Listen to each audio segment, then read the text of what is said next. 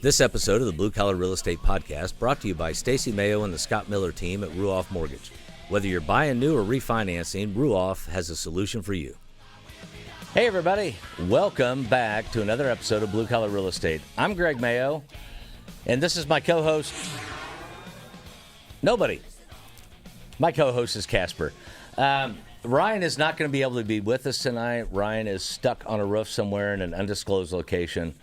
We're pretty sure the people from Area 51 are there, but that's another conversation. However, do still have Jason back behind the controls. I am still here. I would never abandon you. Well, yeah, not like in your that. studio. That's true. Why would you leave me with all this equipment? It'd be a lot of work to abandon you. It's less effort to just to muscle through it. Right? Or lock the door and not let me in to begin with. So if y'all remember last week, we talked about the process of getting ready to dig, right? Getting ready to put that shovel in the ground, going through the permits and the site layouts and all the different stuff you have to do. This week, we're ready to dig in. That was on accident, the dig in thing. No, it wasn't. Yeah, it was, but it worked out so well. When you get to be my age and you've got 4 sons, the dad jokes become an automatic part of your vernacular. You don't have to try, which is unfortunate. Anyway, really for the people listening. So today, we're going to start talking about now that we're digging. In past episodes, we've talked about excavating. I always say that wrong. Excavating. I sound like Mike Tyson. I just like to put a shovel in the ground and see what happens. Or Daffy Duck. Right. My friend Succotash. And then we could go into Sylvester. Hey, let's do a bunch of cartoons that are getting ready to get banned, shall we? Ooh. No? All right. Rest in peace, Dr. Seuss. All right. I'll probably be canceled for saying that. Anyway. They can't cancel you. That's right. But you could, technically. You could just stop recording. Be like, I'm done. The power. Yeah, suddenly you're like an evil overlord. Although I suppose if we wanted to be deplatformed, I suppose, or not wanted to be deplatformed, but I suppose YouTube and Spotify would have to stop carrying the show. I guess that's what happens. I don't know. Oh, yeah, that could happen. Let's stay positive. Hey, I just had a great idea, kind of off the subject, but why don't we get a green curtain over in your walkway back into your command center? Yeah. Like Oz kind of thing? Back here? Yeah. I'm pretty sure that's going to be canceled pretty soon, too. Anyway, so we're talking about now we're ready to dig. And I dig it. We're going to talk about what excavating looks like and what that process looks like. We're going to talk about what has to go in before the foundation, a little bit on different types of foundations because we've covered that before in previous episodes. And we're going to show some pictures of our affordable builds in downtown Indy and how those are coming along in this process. And we're going to get a little bit into roughing in services, mechanicals that go into the slab, obviously before the concrete's poured. So that's the stage we're at right now on one of the 2 properties we have active. We'll get into that. So let's first talk about excavating. When you have a piece of ground, a lot, and you're ready to start building, it doesn't matter what kind of foundation you're going to use. You have to have heavy equipment come in. It could be something as small as a bobcat. It could be a backhoe. It could be a bobcat with a backhoe on it. They make those attachments. Could it be a Bobcat Goldthwait? Oh, it could be. I wish I could do his voice. Everybody does. He's so awesome. But so we come in, we bring the equipment in, and we dig out. And the first thing we have to dig out is footers. Now, what's a footer? A footer is the concrete pour, the concrete pad that the foundation of the home is going to sit on. So all the weight comes down these footers. Now, one of the biggest things, one of the biggest important points about a footer is it has to be below the frost line. What that means is in the wintertime, like, Indiana last month, when it gets below freezing and it gets cold, there's a depth in the ground that typically will freeze to and not below, right? And then they add a little bit on that for good measure. So that like the frost line, depending on what part of Indiana you're in, is 32 to 36 inches. If you go, say, into New England area, up into northern Wisconsin, northern Michigan, you're down to 48 inches. So your footers have to be at that line, and local building codes set what that line is. So the excavation gets done, the footers get poured. Now, once that concrete dries and sets up, now we can do the foundation. Now, one thing as we get into this, we have to figure out is at what point do we need power on the site? Every power supplier in the country will provide what's called a pole outlet. It literally is a 4x4 pole stuck in the ground, and there's outlets on it if your guys or gals that are out there building this house need electricity. Now, there's a lot of battery-operated tools now, and just about any kind of tool you could use for construction, they make in a battery-operated form. However, sometimes you got to charge the battery too, just like Jason's camera. Actually, these are all ran through PoE plus network power, so What about they don't run on battery. What about your Handycam? You did that on purpose. I don't have any handy cams in here, Greg. Those are consumer level. I'm professional. And this is why Jason gets my money, because I had no idea earlier when I made a joke about Handycams what even they were. I just thought it was a camera you held in your hand, and it turns out it's a consumer level product. You know what I mean? Anyway. Almost got violent in here. Yeah, hopefully not, because I'm old and fragile. Or fragile, as Ralphie's dad would say. Exotic. During the process of fixing to get ready to dig, we already figured out whether we were building on a crawl, a basement, a slab, right? So we already know that. That was determined in the planning phase, and we figured out we need power on the site. We've got that run. Now we've dug our footers. It's ready to put the foundation in. And I didn't give you an order on the pictures, I know. Jason. I was going to. Did you shoot them in order, or? I did, actually. Okay, well, there you go. That's fine then. So here we got the foundation block. Now, if you're on YouTube watching this or on Facebook, if you look down where I'm pointing right now, this is, and there's some dirt and leaves there, but that's the footer that the block is sitting on. Now, these houses are going to be slab foundation, and we'll talk about why some other time. Frankly, it's a product of cost and form. But this here, what am I doing with this hillbilly thing tonight? This right here, you see it? That is a form, and we'll see a better shot of it on a wider angle shot. But that's what the concrete's going to form up against. Those will eventually come off. So we got foundation block in. Let's go to the next picture. So the concrete gets poured on the wood side? On the inside. The outside, dirt will get pushed up too. So that's the outside of the house. Yeah, this gotcha. is the outside. Okay. That's called the backfill when you push dirt back in there. Gotcha. Let's go to the next picture. Okay, this is the foundation in general. This is the whole house, right? And we'll talk about the plumbing here in a minute, but you can see the boards running around that are going to be the form for the concrete. Because we have to get concrete down to these blocks. And in those blocks, we have to set bolts. And in those bolts, when they set up and we put the beginning of the framing down, which is called your sill plate, we'll drill holes so those bolts go through, a nut goes on top of them, and that's how we attach the wood framing of the house to the concrete foundation, if that makes sense. Gabrielle Gonzalez says, are you using flowable fill? Flowable fill. Flowable fill. Ooh. That sounds like an advanced term. It really is. That's fantastic. And the answer is no. What we have... We're here to inform. Well, yeah, you know. Where's Adam when I need him? Oh, and this is amazing. See this in the back here? That's a portalet. Adam, my builder, actually had a portalet brought out to the job site. Is that uncommon? It is for the people I normally work with. I thought it was fantastic because, and you should have one, don't get me wrong. But all the work that me and another guy did back when I was a contractor, Mead, we didn't have a portalet. We didn't spend the money on that. So I just thought that was fascinating when I pulled up today. But anyway, so in the middle here, while we're talking about fill, we've got pea gravel.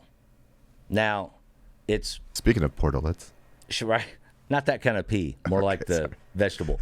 Gabrielle says, LOL. Well, I just wanted to engage with her Gabrielle, questions. we're glad you're here because obviously my co-host isn't. All right, so this makes me think of, like, we should do this whole transactional analysis thing, the empty chair therapy. Never mind. Anyway, so we have pea gravel in here, and there's a vapor barrier under that pea gravel, and then the concrete to get poured on top of that. Now, if you look, dude, you know what I need? One of those, like, antenna retractable pointer things. Would that be cool? I mean, you're literally inches away from the TV. You could just use your finger, probably. But then I get away from the mic, and I'm trying to lean back, and I'm like... I have, like, a back scratcher that I could give you. Could you scratch my back? No, I meant as a pointer tool. Oh, okay. All right, so the other thing, and if you're doing a slab foundation, we have to have the plumbing in first. Obviously, otherwise you have to bust up the foundation. So when you're looking at this picture, what you're seeing here is a kitchen over here in the front left, and then you're seeing a bathroom in the back left and another bathroom in the back right. The blue lines... Dude, that's so awesome right now. Heck yeah. Don't tell me blue-collar real estate isn't high-tech. I'll get you a proper pointer next time. This reminds me of grade school. Anyway, so you see these blue lines. Blue lines are cold water supply lines. That product is called PEX. The red lines are hot water supply lines. The white piping is all of your waste. Now, one thing we're going to be looking at into the future is having waste lines that are gray water. So that would be water from the sink, from your washing machine, from the dishwasher. Black water is from the toilets. You don't want to reuse that. But there are systems now where you can take the gray water and it recycles into literally just flushing the toilets and like watering your garden. It's a way to use water without having to push it through the treatment plant. But anyway, and all these items are pushed up above because, again, the slab concrete's going to be to here. Next picture. Boom. So now we get a little bit of a close-up. Back here's the water closet. That's why there's a box around it with sand filled in it so that when they pour the concrete, they don't actually fill that in because that would be hard to get a closet flange on. But you can see, and all these pipes, back here in this corner is where the main sewer line goes out of the house. All of these pipes. And we talk about skilled trades all the time on the show. A skilled plumber has done this, and he's pitched all those pipes at a slight drop to where anything in these will run back to this outlet back here, which goes into the main sewer to the city. Without the proper pitch, as you can imagine, solids might get stuck or go back toward the toilet or whatever, and we don't want that. I don't want that, do you? I do not. No. Glad I saw I'd check. Should we wait for Facebook responses to come in? About, they're saying no. They're also saying no. They're saying no? Yeah. Is there any yeses? Not yet. No. All right. If we get a yes, let me know because I want to have that person on the air. I really want to understand where they're at. So, next picture. You always catch me mid-drink. Well, that's why I'm watching you to see or what you're doing. mid-attempt. Pay no attention to the shadowy figure. You can see how this line curves and goes down, and then it comes out down here. You can see in the right-hand corner of the picture. This pipe standing up is a sewer line clean-out. You have to have that by code so that if something gets blocked in there, you can stick a Roto-Rooter down there and clean it out. By the way, Roto-Rooter is not a sponsor of this podcast. I wondered. I was going to ask you. Yeah, they're not. I called them, and they said no. And I said, well, that's fine because your work's kind of crappy anyway. No? I almost worked out the little for today's episode, but next time. The little rim shot. Yeah, I feel like that's really important for the level of work I do. Yeah, we've needed that since day one. I'm not sure what's taking me so long because you got some real good zingers. Well, it's only been a couple of years. Yeah. No, you're just waiting for the podcast to end. And then there'll be a single, right. That'll be the very last thing on the very last episode. Finally got it worked out. So the other thing, do we have any more pictures? I don't remember. That's it. Okay, let's leave it on that. or move it or whatever. I don't care.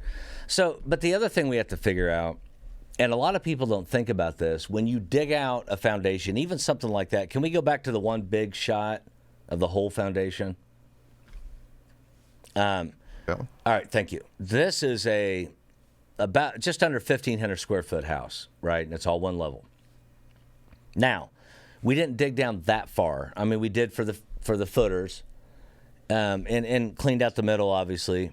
And you can see a little bit of the spoils in the back here. That's the dirt you remove from a site. It's called the spoils.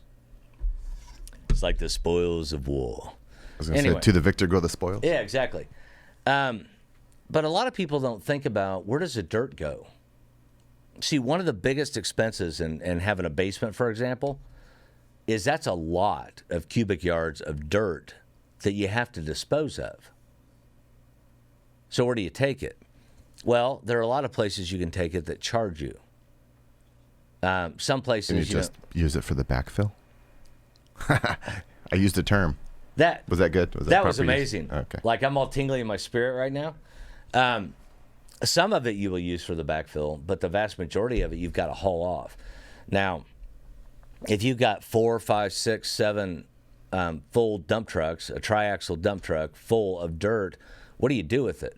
Well, I got to pay a driver, right? To drive the dirt somewhere. I got to pay someplace to let me dump it.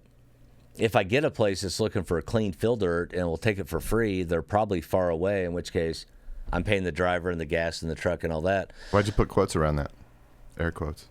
Was it not really clean fill dirt? Well, clean dirt. I mean dirt, but clean meaning no other thing I see, gotcha. in it but dirt. I always thought that term was funny even when I was a kid. But what does that mean? Is there a difference between like clean fill dirt and just fill dirt? Like, is clean fill dirt like devoid of like roots and other rocks and stuff like that? Is it just like more like not really a sand, but just like a more pure like dirt? Or yeah, it's exactly right. Clean fill dirt is just dirt. And a lot of times when you excavate, especially downtown Indy, or in any major city, you'll get bricks and rocks and chunks of concrete and tree branches and roots and all kinds of stuff in it.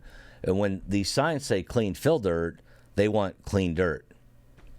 So what kind of people are asking for fill dirt that don't care what kind of stuff is in it, when they're literally just trying to fill a hole and it doesn't matter, or what? Yeah, exactly. There was a guy out toward Brazil, Indiana, years ago who had a sign that said, fill dirt, clean or other. I drove by it all the time because I worked for a landscaper back then. And I remember asking my boss, what does that mean, clean or other? And, well, what that means is he was trying to fill in an area of his property that was 12 or 14 feet deep, and the vast majority of that fill didn't need to be clean. It just needed to be filled. So it could be old concrete. It could be somebody busted up their driveway and all that concrete. It was fine. He was worried about the top foot or two being clean fill so he could plant on it. Gotcha. And what about Phil Dirt's cousin, Joe Dirt? Wow. Come on, you'd appreciate that, don't you? No? That's fantastic. Yeah, I just wish I had my mullet. I had the mustache last week. That didn't go over well. But I beg to differ. It didn't go well. Notice I don't have it now. Let's just and you know, my wife's all about choices. She gave me the choice. She said, "You can keep the mustache, or you can sleep in our bedroom. You choose." And I was like, "Well, I mean, the bed in the guest room's kind of comfortable, but I'm gonna miss that bed." But I got rid of the mustache, and I'm so out of practice shaving. I cut myself by my ear. It's really awkward. I'm so damn old. Anyway. So you got to factor in where the dirt goes. You know, Jason, you and I get more off topic than Ryan and I do, which is really saying something. And the ratings are going through the roof, so. That's because you're pretty mugs on the camera. That's exactly what it is. So. Oh, whoops! I was reading it upside down. They're actually plummeting. Sorry. Better get back on topic. Wah wah wah. That'd be another good sound effect. I keep looking at my phone. Yeah. I told you this before we went. You know, there's a clock like right up there. Well, no, because last week pizza. My wife called in the middle of the show. And so I told her I told you this earlier, when I was on my way down here to the studio tonight, I was talking to her on the phone, and I said, if you call during the show again, I'm going to answer the phone, and you're going to be on air. And we both know that my wife's not really she's more of a behind-the-scenes kind of gal. See episode 27 for that reference. Right? Episode 27, part 3. I don't know if that's actually that number. I don't know. Now I want to look it up, but I'm not going to because I don't have my mouse, and unlike you young people, I have trouble, anyway, navigating without a mouse. So, look, we've got the foundation in, which, by the way, we've had this foundation in for a couple months. The frickin' weather in Indiana turned, like February just was nasty. And I know it was for a lot of the country. But, so we got the foundation in, we got our gravel in, we got the plumbing in. Now we are ready to pour the slab. And y'all don't know how excited I am about this, because once that slab is poured, then it has a couple days to cure, then we can start building. The gravel, by the way, is another whole thing. You got to hire a truck to bring it in. You got to have an excavator to spread it out. Unless you work for my stepdad, like me and my brother did back in the early '80s. And then when they bring the pea gravel in, you get a wheelbarrow, a shovel, and a rake. True story, and not a fun one. But so the next thing, once the foundation's in, and I think I mentioned this before, but this house here is on Arsenal Avenue, North Arsenal. We're going to stick frame this house. Standard 2x4, 16-inch on center stick frame construction. The house on Lawton that we've referenced in other episodes, and I've done a few live videos on, that one we are going to use SIPs, structurally insulated panels. We talked about that in the first season. What? Sorry, SIPs. Oh, sorry. I thought we were doing a social. My bad. That's my bad. I'm sorry. Oh, my God, that was amazing. This is why you guys don't normally let me on. Yeah, but we're good in the future because this is fantastic. So SIPs, yeah. Just the one time? Okay. Yeah, just one time. Anyway. I'm not going to push my luck. Well, without the rim shot effect, what are we going to do? Yeah. But it's an incomplete package. So the one on Lawton we're going to be doing with SIPs, and those structurally insulated panels, you got a sheet of plywood, foam, dense foam in the middle. They go together like Legos. Is that an acronym? SIPs? S-I-P? Yeah. S? Yep. Something inside panel? Structurally insulated panel. Gotcha. For sure. Okay. You dang right. So, stick frame and SIPs are not the same thing? Hell no. Is there another option? A different option. A way to do it. No, I mean, is there like a third? How many different ways are there of what are these framing techniques or? We'll call it wall construction techniques because you've got so many different options. You've got ICF, insulated concrete forms, which we did an episode on over a year ago. You've got SIPs. You've got regular stick framing. You can do the block that's in this foundation, CMUs, concrete masonry units, also known as cinder block. Back in the day, you can build a whole house out of those. There's about 7 or 8 different framing methods for homes. You can use post and beam construction. What we're trying to do with these two houses is a comparative contrast, not only in cost, but in time of construction, in the insulative qualities. You know, Ryan's got that fancy little thermal camera now, and when we get both of them done, we're going to go run some data sets with that thermal camera on both houses and just see how we did. Because I thought that stuff was really interesting. That episode was really cool. Yeah, dude, I got on it this morning to look at something on our YouTube channel, Blue Collar Real Estate YouTube channel, and I saw that episode, and I ended up watching like 20 minutes of it because it was just fascinating. I think we should get it in here and just kind of see how hot these lights are. Actually, these lights are they're LED, so they don't put off much heat. It would be the computer and maybe the switching system. That'd be the hottest points. Thank goodness. Otherwise, this room would be like 100 degrees. Yeah, I can't imagine. I'm already a little warm. Of course, I've got earmuffs on. It's not warm enough for earmuffs or cold enough for earmuffs. But anyway, so we're going to be following that. Now, something I want to tell y'all. Next week, Jason has, This is hard to believe. I know you guys aren't gonna stay with me here, but Jason has other clients, not just blue collar real estate. It took me a while to deal with it too, but nonetheless he does. So Jason will be doing some work out of state. You want to tell everybody what you're doing? I think it's badass. Well, I'm going to Orlando that's just vacation. There's no clients out there. I thought you were doing some fashion week thing. Unless you're, that was this past week. That was for Paris Fashion Week. Yeah, that's right. In conjunction with Midwest Fashion Week. Yeah. Which is unbelievably cool. Or Midwest Fashion Week in conjunction with Paris Fashion Week. So it's pretty cool. Maybe they conjuncted together. Yeah. Is that a thing? It's a similar word, yeah. Let's just make it a thing. Yeah. So anyway, Jason will be gone next week, and that's going to give us an opportunity to get a little bit ahead of the game on these houses. I mean, right now, we're sitting in early March in Indiana. The housing market's taken off and getting ridiculous. The construction market is already ridiculous. So we're going to try to get the slabs in. We're going to try to start framing walls and get the house shelled in. We're going to have a little on-site footage talking about what that looks like, why it matters, how you do it, what the different pieces are. For example, Jason, after you frame a house and put the plywood on the outside, the wall sheathing, you have to Tyvek it.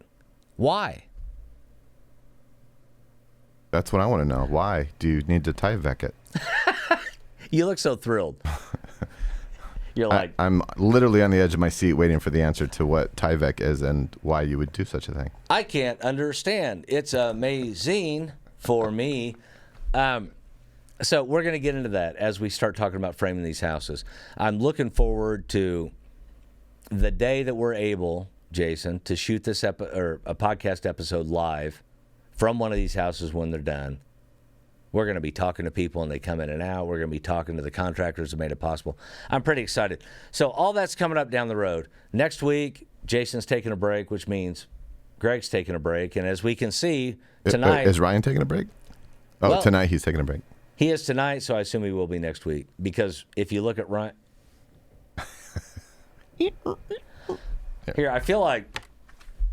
like he just ran off for a minute, and he'll be back. An empty water bottle is not accurate. A empty beer bottle from my little mini fridge would be accurate. Maybe two. Here, how about this? Maybe Liftoff IPA. Ryan, you rule.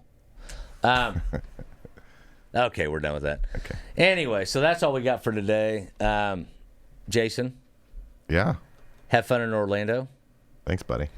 If you have questions, comments, please let me know. As always, subscribe, rate, and review. Don't review this episode, but maybe one of the other ones. And we'll see you. Yeah. I feel like I contributed. You did. As an extreme layman that knows nothing about these sorts of things. Although I learn every week.